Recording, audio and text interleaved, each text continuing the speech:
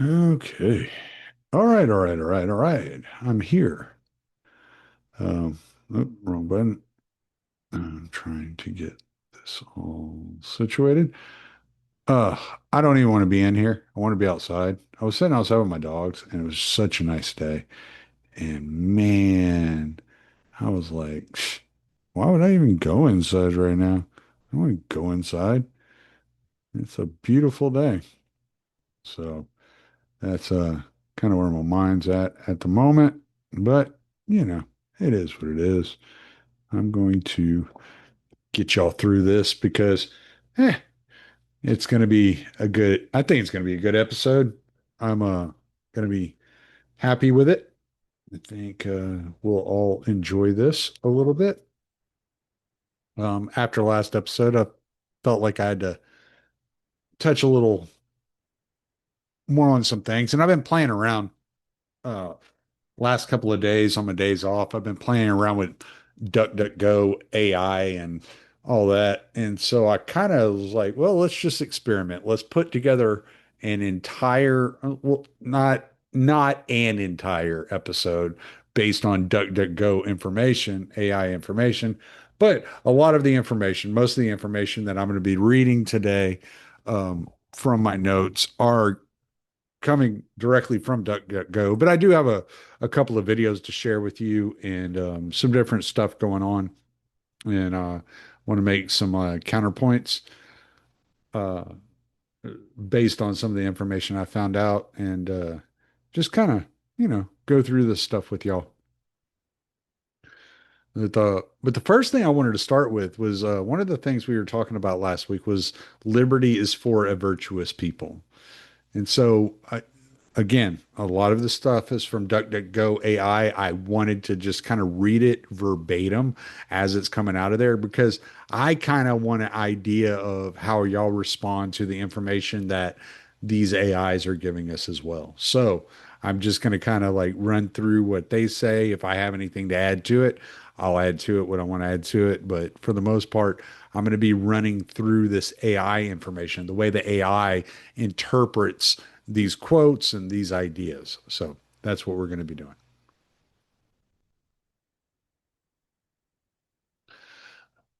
The connection between liberty and virtue, foundational beliefs. The idea that liberty is meant for a virtuous people is deeply rooted in the thoughts of America's founding fathers. They believed that a moral and ethical citizenry is essential for the preservation of freedom. Key figures like Benjamin Franklin and George Washington emphasized that without virtue, a society cannot sustain its liberty.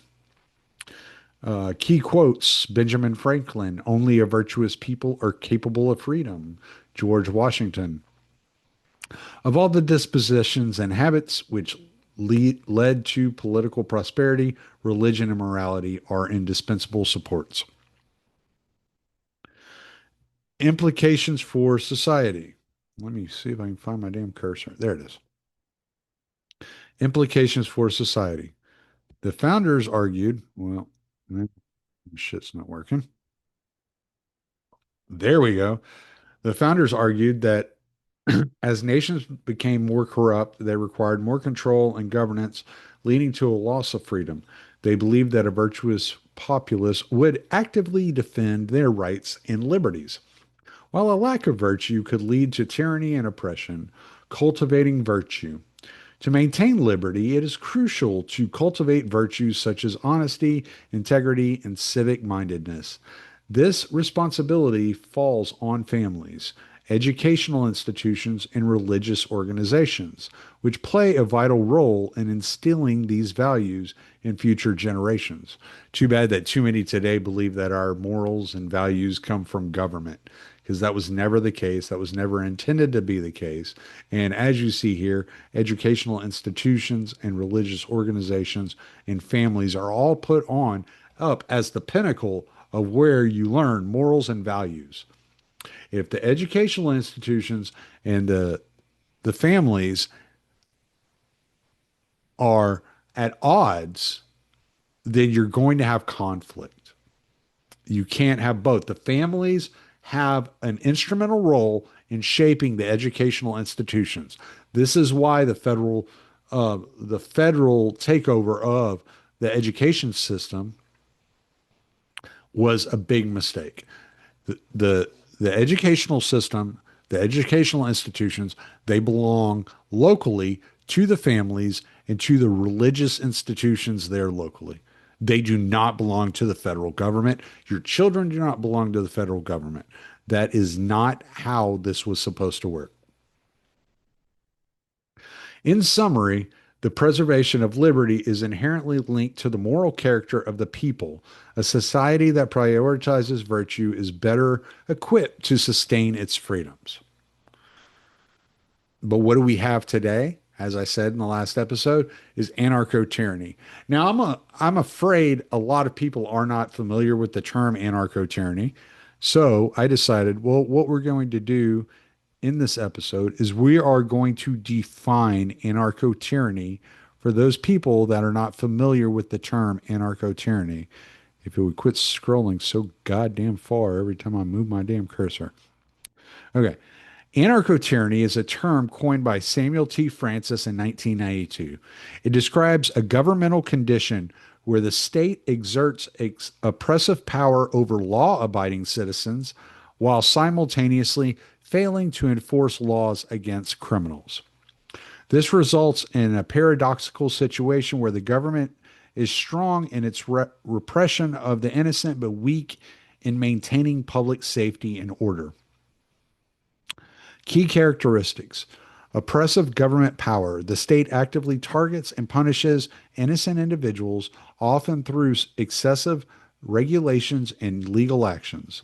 Failure to enforce law. The government neglects its basic duty to protect citizens from crime, allowing lawlessness to thrive. Criminalization of innocence. Innocent actions may be prosecuted while actual criminals are often left unpunished. Cashless bail would be something you could look at where the actual criminals are just getting released. There was a study, I may have it. No, I didn't. I don't think I included it in here. So there was a study I found that said, I heard Steven Crowder saying that the average murderer is arrested on felonies 11 times before committing murder. Well, I found in DuckDuckGo, DuckDuckGo said 12. And it said this does not include drug related offenses. So we're just talking about actual property or personal harm as far as offenses go. And so the average murderer is arrested on sufficient bodily or property crimes 11 times before 11 or 12 times before they ever actually murder anyone. Why are these people being let out on back on the streets? Because the same study showed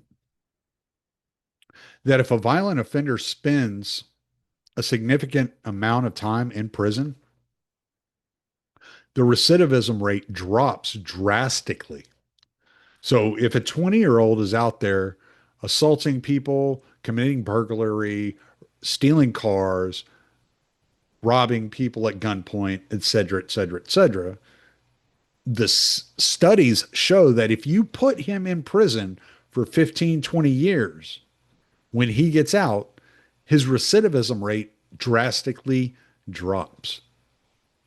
So why are we letting him out in a couple of days, a couple of weeks, or a month? You have to ask yourself that. You have to ask yourself, do they want the perpetual crime to overwhelm otherwise innocent and peaceful citizens in their cities? Hmm. Oh, here it is. Actually, I did put it in here. I'm sorry. So, research indicates that individuals convicted of murder often have extensive criminal histories prior to their incarceration. Studies show that many murderers have committed multiple crimes before their convictions. For instance, a significant number of state prisoners, including those convicted of violent crimes, have a history of prior offenses. Recidivism rates for violent offenders. Most studies suggest that people convicted of homicides and other violent crimes rarely commit new violent crimes after being released from long term imprisonment. This indicates that while they may have a history of offenses, the likelihood of reoffending with another violent crime, such as murder, is low. Criminal history. Many murderers have committed a median of 12 crimes before imprisonment, excluding drug related offenses. Reoffending rates. Research shows that those released after serving long sentences for violent crimes, including murder, are unlikely to reoffend violently. In summary, while many murderers may have a history of prior offenses, the data suggests that they do not typically commit murder again after release. Another thing that we've been witnessing a lot of here lately are attacks on ICE. I want to say there have been three attacks on ICE since July, three terrorist attacks on ICE facilities since July, if not more. I mean, if you count like the attacking of ICE vehicles as they're entering facilities, if you count them throwing Molotov cocktails and other explosive devices at ICE facilities, then the um, the attacks are probably significantly higher. But these people aren't being arrested for doing these things, and so there's actually no data on these events. But the Department of Homeland Security reported a staggering increase in assaults against ICE officials, claiming a rise of over 1,000% in recent months. This surge in violence is attributed to heightened tensions surrounding ICE's enforcement actions, including military style raids and deportations. And right there, I wrote 17 arrests in Alvarado incident. I actually believe it was 16. I think they arrested 10 people the first day, and then they were able. Then they about 2 weeks ago, 3 weeks ago, they arrested six more. So I think it's 16 and not 17. But the data here says that in July 2025, an ambush style attack occurred at the Alvarado ICE facility in Alvarado, Texas, where a group of defendants allegedly led by a cult leader shot at police officers, injuring one. This incident is part of a troubling trend of increasing violence against ICE facilities and personnel across the country. Overview of attacks on ICE facilities in Alvarado ICE facility shooting, July 4th, 2025. An ambush style shooting occurred at the Prairieland ICE Detention Center. If I remember right, what they were doing is they had shooters up in the trees, like set up like snipers' nest up in the trees, and they were luring ICE officers out of the facility, and then they were taking shots at them. An Alvarado police officer was shot in the neck, but has since recovered. Defendants, nine individuals allegedly led by a self-professed cult leader named Benjamin Song, were charged. They reportedly planned the attack and brought over 15 rounds of ammunition and first aid kits. Like I said, I believe six more um, people were charged in the actions of that day. The group met for pre-attack planning and communicated using handheld radios. They set off fireworks, damaged vehicles, and fired shots at law enforcement. The most serious charge is attempted murder of a federal officer, which carries a potential sentence of 10 years to life in prison. Other related incidents. There was a Dallas shooting September 24th, 2025. A sniper opened fire on an ICE facility. I believe he was using an 8 millimeter Mauser in engraving anti-ice on the cartridges and trying to be kind of like a copycat of the guy who, excuse me, shot Charlie Kirk. Uh, the shooter died from a self-inflicted gunshot wound. Increase in attacks. The Department of Homeland Security reported a significant rise in assaults against ICE personnel with 1,000% increase noted in recent months. Experts indicate that political violence has become more normalized with various incidents across the country linked to protests and extremist ideologies. Response: federal officials are increasing security measures at ICE facilities in response to these threats. These incidents highlight a concerning trend of violence directed at immigration enforcement agencies, raising questions about safety and security for both law enforcement and the communities they serve. Um, we all know about the rising number of mass shootings, especially that take place in schools. Last weekend, there were three. One took place at a casino in Texas, one took place at a private club, restaurant, bar on Cape Fear in North Carolina, and one took place at the Mormon church up in Michigan. So we all understand that there's this problem of nihilistic violent extremism, as the FBI has labeled it. It's definitely a problem. These people going out and carrying out these attacks. Um, the more violence that you see take place out on the streets that gets news coverage, the more of these attacks that you begin to see, then more it's becoming normalized, and the more that you're going to see these types of attacks. I had originally um, wanted to search gang culture, thinking of Los Angeles, Arkansas, Chicago as like Little Rock, Arkansas, specifically, Los Angeles, California, Chicago, Illinois, as prime kind of centers of gang culture. But when I searched it through DuckDuckGo, what popped up for me was gang culture in Chicago. So I figured I would just like read through what it says about this because I found it interesting.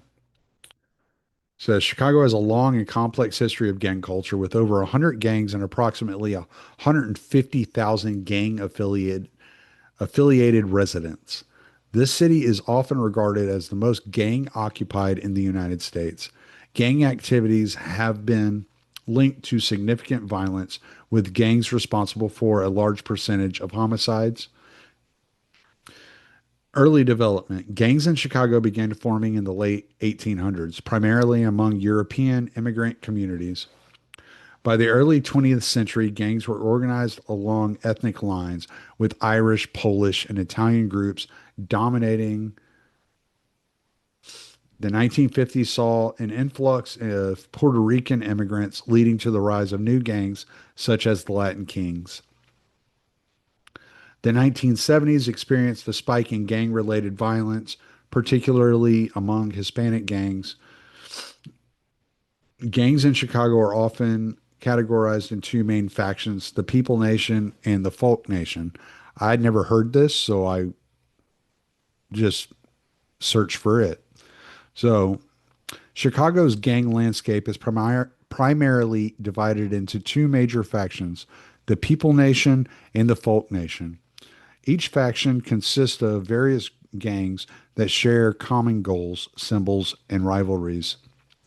People Nation characteristics.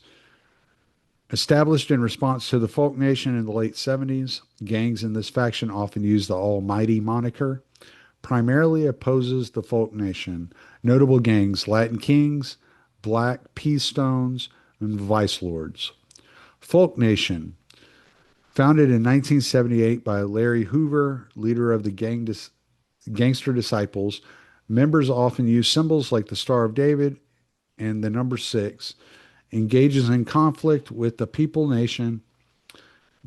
Notable gangs, the Gangster Disciples, Black Disciples, and the Spanish Cobras. Both factions have a significant presence in Chicago, contributing to the city's complex gang culture. They engage in ongoing territorial disputes and criminal activities, which often lead to violence and crime. Each faction includes various gangs, such as the Black Disciples and the Latin Kings. Fragmentation. Recent years have seen a shift towards more fragmented gang structures, with many members operating in loose affiliations rather than traditional hierarchies. In 2025, Chicago reported a significant decrease in homicides and shootings, with a 30% drop in homicides compared to the previous year.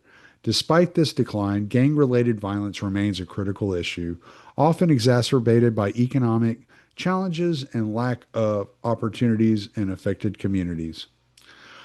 Social impact. Many young people in marginalized neighborhoods are drawn into gang life due to economic pressures and a lack of resources, leading to cycles of violence and crime. So, people are getting tired of all this, so Trump deploys the National Guard. Now, I didn't Google anything on this. I didn't look anything up on this because I have my own perspectives on this. It is not ideal to have the National Guard implementing policy, crime, law enforcement on the local levels. This is not ideal.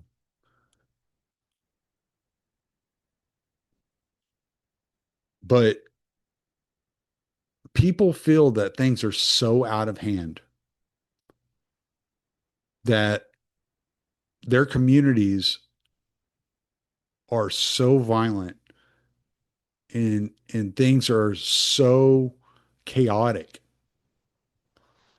that they're willing to welcome in the National Guard to assist with law enforcement capabilities. I don't live in a city. I don't live in a city because I saw the depletion and degradation of city life the longer I lived there. I did not want to be involved in those regions. But most people do live in cities. Or maybe not most people, but lots of people, millions of people live in cities. A lot of these people are supportive of Trump sending in federal agencies, deploying National Guard, and even in some cases, deploying Marines in order to get the cities back to functional level. They don't, no one, I don't think anybody expects these cities to be perfect, but most people expect at least some sort of order to exist in the world in which they live.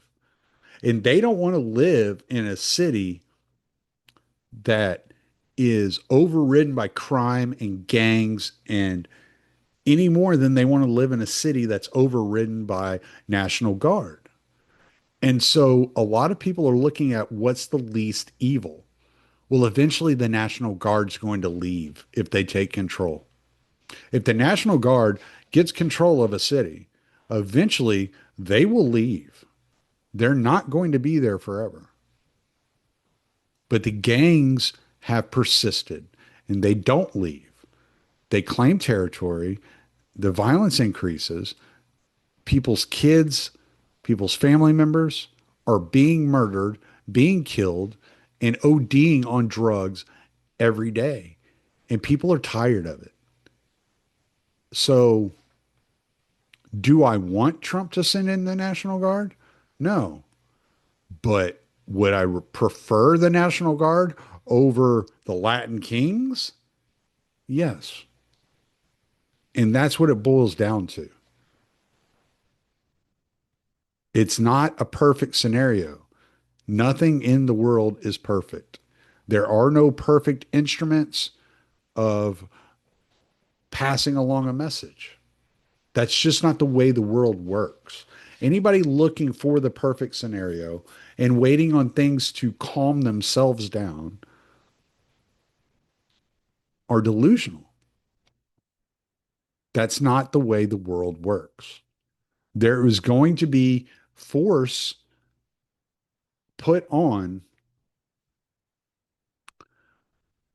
the gangs and the violent institutions, criminals, organizations, however you want to say it, around the United States. And there's going to be pressure and violence applied to these people in order to reinstill an orderly fashion among the citizens of the United States. Whether you like it or not, that's the world we're living in at the moment. And I can dislike both things and think one is less bad than the other and not be some fucking psycho, just like you can. Now, I've heard a lot of people have, especially on the right, and I'm going to be doing an episode on this here in the next couple of weeks. We're going to have an episode coming out about the Spanish Civil War, but there's been a lot of talk about the Spanish Civil War on the right lately, and I just want to let y'all hear some of what's being said. This is Inez Stepman, I think is her name. She was on After Party last night with Emily Jashinsky and Rachel Bovard, and she's just a pretty normal right wing conservative commentator. But this is what she had to say last night. Inez, you predicted some of this actually. You've been rather prescient. Tell us how you manifested this higher education takedown. I didn't manifest anything. It's just that the Trump administration is like Santa Claus to people on the right and on this issue in particular. The only thing I did was scream for 10 years that this was possible, that we didn't have to actually continue to fund people who hate us. That is a completely political choice. And it's a totally legitimate choice to say, you know what? They're giving us ample grounds to defund them because they're flagrantly in violation of civil rights law and other federal laws, literally constantly everywhere on the books. Right. And the only thing that was missing was the political will to actually enforce it. And, that's what Trump has done, I think, for the right in a lot of different contexts. Right. And to answer the question about have we gone too far? No, we haven't. The danger is not going far enough for the right, I think. To me, the big lesson here is the Spanish Civil War. And Oh boy. yeah, well, General the problem Franco, is if you don't stop, he was a if great you general. don't stop institutional leftists from, like, for example, just creating permission structures for violence that is then carried out by Yes. their fellow travelers over and over again, right? Actually, every solution we have under the law, and I would argue that all of these solutions fall even within the confines of small L liberalism. This is merely about choosing where the taxpayers are going to spend their money, where you spend the mechanic from Ohio's money. Are we going to spend it on Harvard University? Or are we going to spend it somewhere else, right? For the American people. And that's a solution that's firmly democratic. It's firmly liberal. But if we don't apply it consistently and we don't actually end up dismantling these institutional networks of the left under the Trump administration, the next iteration will be something more like Franco, because people just won't tolerate forever being shot at. At the end of the day, just like the right in Spain would not ultimately decided, wait, we can't actually tolerate the fact that there are roving bands of leftists, burning Catholic churches and raping nuns. And you give me a choice between that and Franco, right? A lot of people in Spain were like, well, I'll go with Franco then, because, the moderate right did not stop that. They didn't stop it.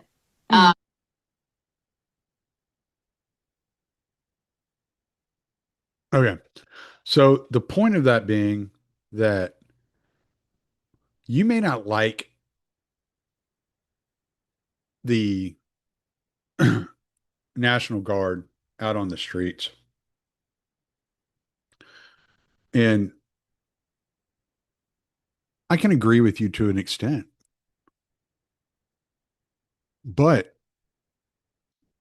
If there's not, if Trump doesn't act and put a stop to the leftist violence, put a stop to the gang violence, put a stop to the mass shootings, put a stop to this nihilistic death cult behavior, you're going to be you'll be begging for the National Guard because what comes next is a lot worse. There have been a lot of people since Charlie Kirk died that said everybody keeps asking where the off ramp was. Charlie Kirk was the off ramp. You're not gonna like the messengers that come after Charlie Kirk. If you dispute utilizing National Guard to protect ICE facilities, to protect cities from these roving gangs, to fight against cartels, to stop the drug distribution on the streets and people overdosing in the middle of San Francisco.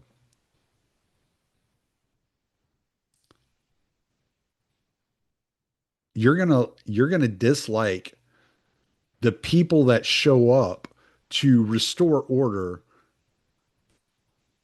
even less.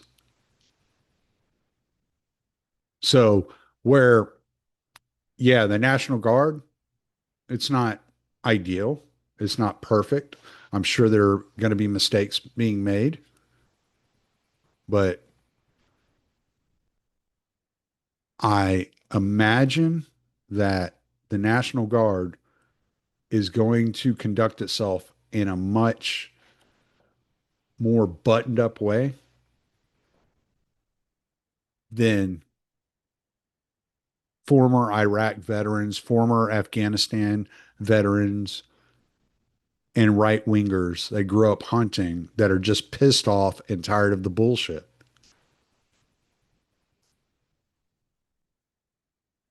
I don't think they're going to be near as nice as the National Guard.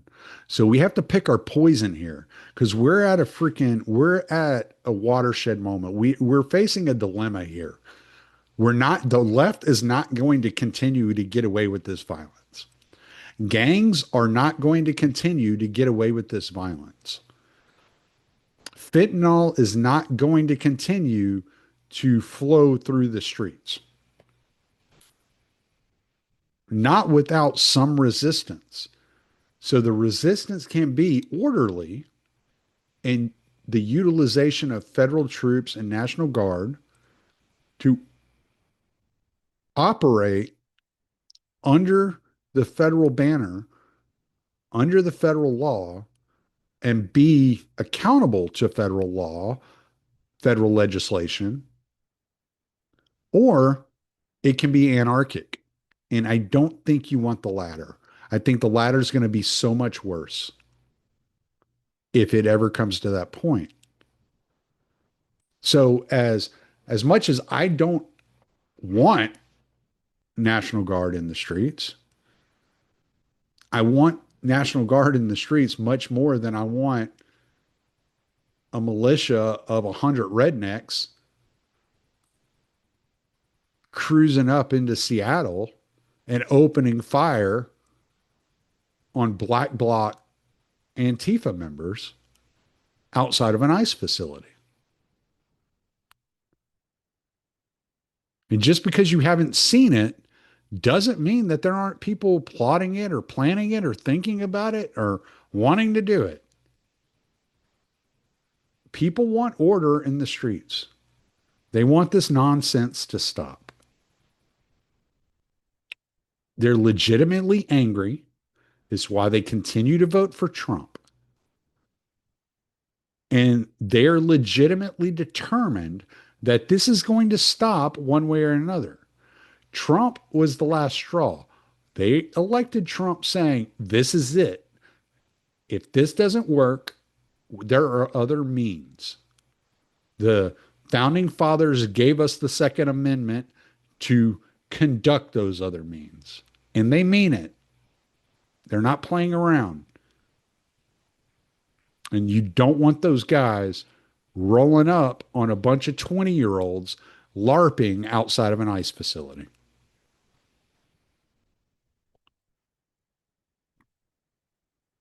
This is another clip that caught my eye, and this is something that we need to keep in mind. How many people were involved in the 17 revolution? We've only got a couple of thousand people. And how big was the country? How big was the country? Millions, 25, 50 million. I mean, this is Russia we're talking about. It was actually over 100 million. How are a couple thousand people able to take? It's a great question. I see what you're getting at. People didn't respond because people thought that it would blow over. They would say, oh, this is going too far, and they're being hypocrites, and the people will see it, and the people will eventually throw this off. There was this point, Charlie, where the entire Bolshevik party was in like one building, and you had members of the White Army, which we get into, wouldn't even fire on the building. They were already taking over. They were already slaughtering people, and they say, "Oh no, we don't want to do something that's against our principles. So we're not going to do that." One building could have saved all of Russia, all of the people. No gulags, no Solzhenitsyn, none of it. No Red Terror, etc. How many people were involved in? All right, so that gets to the point of what I was saying a while ago. People are not going to stand for it. We understand history. We've seen this happen before. We've seen the Marxists, we've seen the commies take over a country before. We've seen the atheists decapitating priests. We're not going to put up with it. And so either we can accept that Trump is going to use federal power, going to use the National Guard, going to use the military, going to use the FBI, going to use the feds, going to use ICE to restore order in this nation. Or you can expect a Bolshevik revolution met by tremendous redneck force, because rednecks don't like Bolsheviks. That should be on a t-shirt. Rednecks don't like Bolsheviks. Somebody make that for me. As I told y'all last week, Buck Johnson was having Father Peter Hears on his podcast on Tuesday. One of the things they got into was the death penalty. And I thought Father Peter Hears, as usual, handled this in the most Christian way possible. And it's something that we all should listen to and all reflect on. It's been one of the things that's been most on my mind since the podcast on Tuesday. Excuse me. I knew that was coming. So it's been one of the things that have been most on my mind since their podcast on Tuesday. I'm going to play this clip. I've asked Buck to make it a clip. So hopefully in the next couple of days, Buck will make it a clip. He thought that was a great idea. So I'm sure that will be happening very soon. But this is Buck Johnson asking Father Peter Hears about the death penalty. I'm going to expand this up to full screen. And I know you only see it in half of my screen, but at the same time, it'll at least give you a better view. And we'll play right. And then find the answers on their own. They're not going to take them easily from you or me or anyone else. So that's the stance you take. Pray, ask questions, listen, and wait, I think, for people who are very wounded. Oh, I think I need to rewind it just. The death penalty There we go. is something that's been coming up within Orthodox circles too. I still need to burn off some of my political leanings, because I lean into that first and foremost still when I try not to. And the death penalty is something I was against, because I would say you can't be pro-life if you're for the death penalty.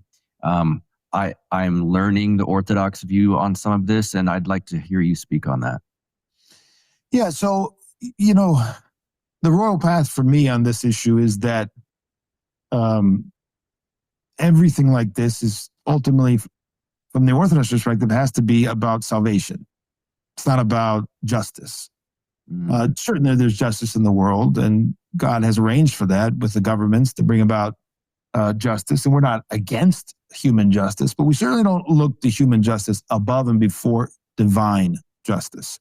And St. Paisius of the Holy Mountain, for instance, talks a lot about that in his writings. If anybody wants to get cured of that, and there's a lot of us that need to be cured of that, and again, what am I saying? Get cured of that hierarchy being out of whack. We don't have, first and foremost, a search and a desire for human justice. That's not the top of the pinnacle, right? But divine justice, and they're very different things sometimes. And especially when they're referring to myself, right?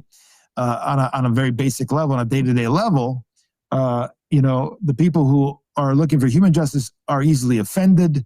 They're jealous many times. They're angry. They're missing the ultimate spiritual benefit and eternal reward for being unjustly treated. They're missing what God is allowing for us and for our salvation many times is to be unjustly treated. That's what the Lord, after all, shows us with his whole life and witness is that he was unjustly treated to the extreme. So and he says, pick up your cross and follow me. So there's something I'm missing if that's at the top of my hierarchy, right? So first and foremost, the royal path here is to care about this issue and all the issues in the prism or in the context of salvation. And so, coming back to it, is it something the church would embrace? It's in the history of the church. Certainly, there is capital punishment by the governments that the Orthodox Church has been around, like the Roman Empire or the Russian Empire or whatever it might be. There has been capital punishment throughout the church history, and going back to the Old Testament. In our contemporary society, however, and this is what I think is the royal path, it's very hard to see that it will be meted out in any way justly. In other words, I think there will be innocent people who will die often in our society today, because I don't know about you, but my respect and my trust in the government and its ability to rightly discern and divide truth from falsehood is very, very low because we're in a post-Christian age. And so theoretically you can say yes, but in practice, can you say yes today in America or in Canada or in the Western world?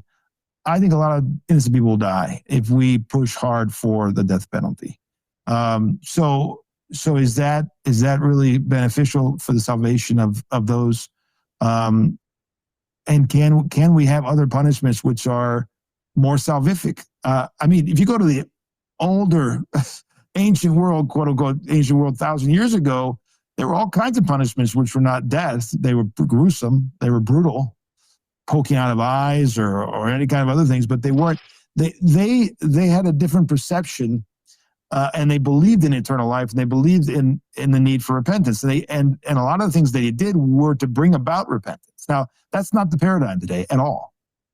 So you can't just say, oh, they did it in 1100 in Byzantium or in the Roman Empire. Therefore, no, that's very undiscerning, I think.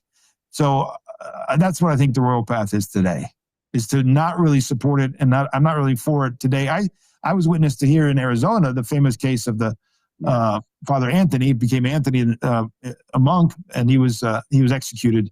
Although many people, including very, very respected people in my life, did not think he was guilty. And yet he was executed. Now, that might have been, again, allowed for his salvation, but we can't wish that on people, right? We can't say this is a good thing and we need to legislate it and we need to make sure it happens. Do you all trust the United States government right now? I mean, there's not a lot to trust. No. There's not much left in terms of justice. Yeah. So I think that's the best way to go about that question. All right. And I just wanted to contrast that, and I'm sure Father Peter would have an issue with me contrasting that with Pope Leo, but I just wanted to contrast it with the way Pope Leo handled this exchange here.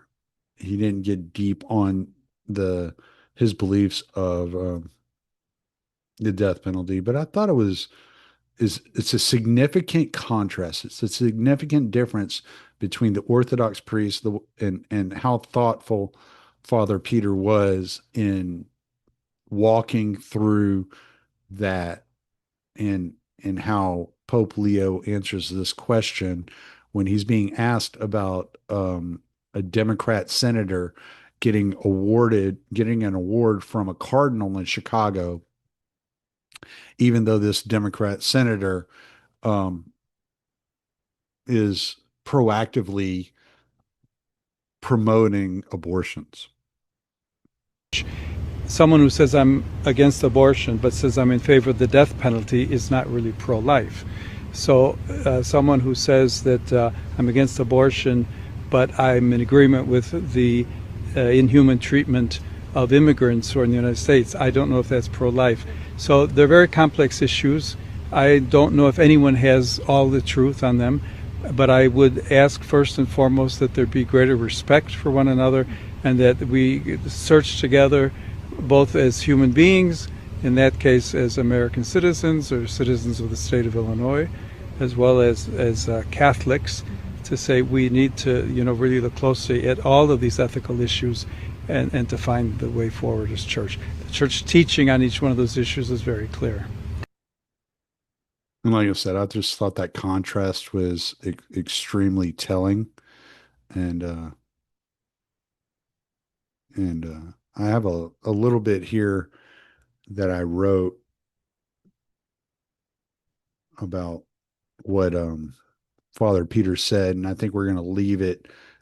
We're gonna end the podcast after this. To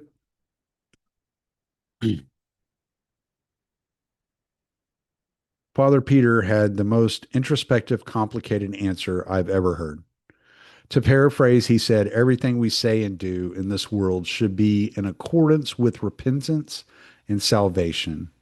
In other words, it's not so easy to say yes or no to the death penalty, but we should be considerate of what is best for the soul of the murderer, rapist, etc. And I would add, this includes the souls of the citizenry, those cheering for the death penalty, those against the death penalty. We have to take into consideration what's best for the repentance and salvation of all of us, of everyone, of the entire nation.